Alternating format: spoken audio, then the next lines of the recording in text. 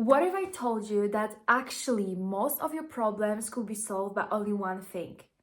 And it is called detachment. The art of detachment. And I'm saying the art, not the law of detachment, because I believe that everybody can master it.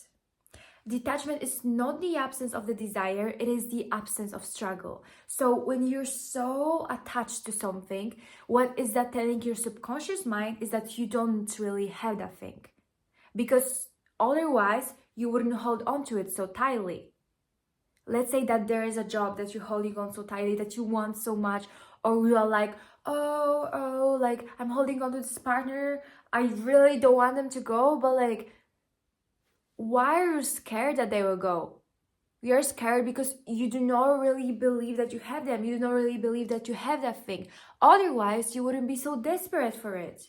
Whatever you try to force by holding onto it so tightly, eventually will crash. When the subconscious believes something is not truly yours, actions slowly push it away. Whatever the mind believes, behavior follows.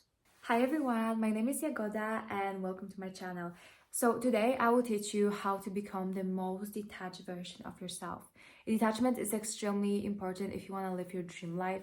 So yeah, I really hope that this video will help you and enjoy. Marcus Aurelius said something like, what you're afraid of losing if nothing in the world belongs to you. And okay, it's kind of sounds like a little bit weird or like what do you mean nothing belongs to me? Like, what? But life actually moves in one direction, okay? And hear me out on this. It starts with birth and it ends with death. If this movement were visualized, it could look like a car, like going from point A to point B. The car keeps moving forward, and along the way, it passes through different surroundings. Sometimes the road goes through beautiful landscapes or like heavy rain, some forests, sometimes through traffic or like long empty highways. Other cars appear, drive alongside for a while, and then take different exits. None of what the car passes through belongs to the car. Obviously, like the forests, the landscapes are not owned by the car. And obviously, other cars are not owned by the car. The car simply experiences them while moving forward. And by activating your thinking patterns, you will start to see that human life actually works the same way. So people move through different phases, like different relationships, different careers, environments, circumstances, whatever. These things feel like really intense and personal while they're happening, but they are still experiences rather than like permanent possession. A career is something a person moves through. A relationship as well is something a person moves through. Like even your body, your own body. Like you will die, it's not forever. Your body is constantly changing, aging, transforming, and eventually, well, ending. The only certainty is that the journey continues forward and, well, eventually stops. And listen, fear is usually tied to the idea that something must like be forever. Oh, this friendship, this needs to be forever. This relationship, this career, this passion, like, no, it doesn't need to be forever because nothing is forever. When you understand that nothing was never meant to be owned permanently, then that change is not a threat, it is simply part of the road. So Marcus Aurelius was not encouraging detachment from life, but clarity about its nature. Life is not something to be possessed, it is something to be traveled through. And when that is accepted, fear of losing begins to dissolve and is replaced by the presence. Accepting the temporary nature of life does not mean doing nothing with it. It means moving forward consciously, and that is guided by agency. Agency isn't about controlling outcomes, but your actions instead.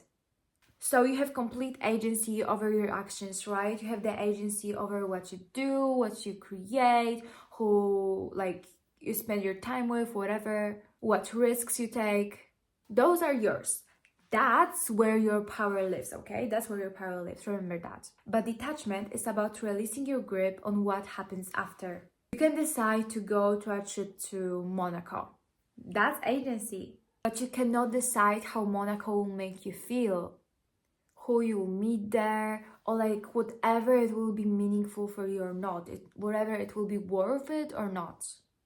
And that's where detachment comes in. You can be vulnerable with someone, but you cannot really control how they will react, if they will leave you or not, if they will make fun of you, like whatever. This is the moment when detachment comes in.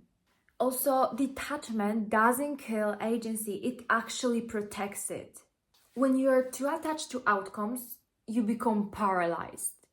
You don't take action because you're terrified it will not work out. You don't start a project because what if it fails? You don't put yourself out there because what if people reject you? But when you can detach from the outcome, when you can say, I'm going to do this and I have no idea how it will turn out, but well, I'm going to do this anyway. Suddenly, you're free to act. That's the practice. Taking action, letting go of the results, and taking action again. Agency and detachment are not opposites.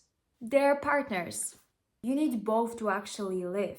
Everything is a win when the goal is to experience, not because every experience is good, but because experience itself builds a life worth living. The next thing is actually built on agency and detachment. It is the assumption that everything works in your favor. It doesn't mean controlling the outcomes or like pretending to know everything. Oh my God, I see the future, everything will work out. No, it is simply about choosing an interpretation that actually will serve you. Like, after you will take action and you will see the results, like whatever happens is interpreted as something that works for you instead of against you. Okay, a job offer is received. Amazing! It works in your favor. A job offer is rejected. Amazing! It works in your favor. Like, go girl, go boy. Okay, and not because rejection is good, but because it simply means that it is not aligned with you. It is not aligned with your like soul mission on this earth, and it will be replaced by something better that you will simply enjoy more in the long term. This is not about denying reality. Rejection still exists. However, the difference is the meaning attached to it.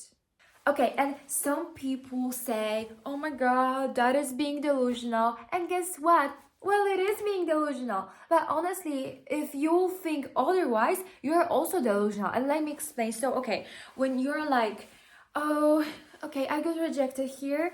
Okay, that's so good. It works in my favor. Okay, you're delusional. And then, but you can also be like, oh, I got rejected. Oh no, it is so bad for me in my life. Damn, it is so bad for me. You are also delusional. Like, you are also delusional because you do not know it. You do not know it. Like, you cannot predict the future. You do not know it. So, like, how about choosing delusion that actually will serve you? Believing that something works in your favor has real life effects. So it reduces chronic stress, it lowers cortisol levels, it makes the body calmer and more resilient. And a calmer nervous system leads to clearer thinking, better decisions, and more consistent actions. And suddenly, life becomes easier to navigate. Like, literally, you get a calmer nervous system. Isn't that beautiful? Like, did you know, if you want to have a good eye contact, focus on your nervous system. Why everyone is so obsessed with eye contact and why it is so magnetic is actually because when a person is able to keep eye contact, it means that their nervous system is calm. And calm nervous system is also magnetic for other human beings. So you not stress, like you think positively, whatever, and you also become more magnetic. Like, yes, please believe that everything works in your favor. You have nothing to lose. Like, you have literally nothing to lose because you're always delusional. If you think that it doesn't work in your favor, you're delusional. If you think that it does work in your favor, you're delusional. Choose delusion that actually serves you, please. Like, please, do you hate yourself or do you love yourself? Okay, so another thing is that a lot of people are held back by the attachment to a perception, to how they think they're being seen by other people, to like the idea that they need to manage impressions or like act a certain way or avoid embarrassment or just like follow some invisible rules that like you create for yourself subconsciously. So my favorite mindset of all, and that is I don't give a fuck mindset, is about removing this tension. So when you go to a coffee shop, you make a small talk with the barista. Or don't. You don't give a fuck.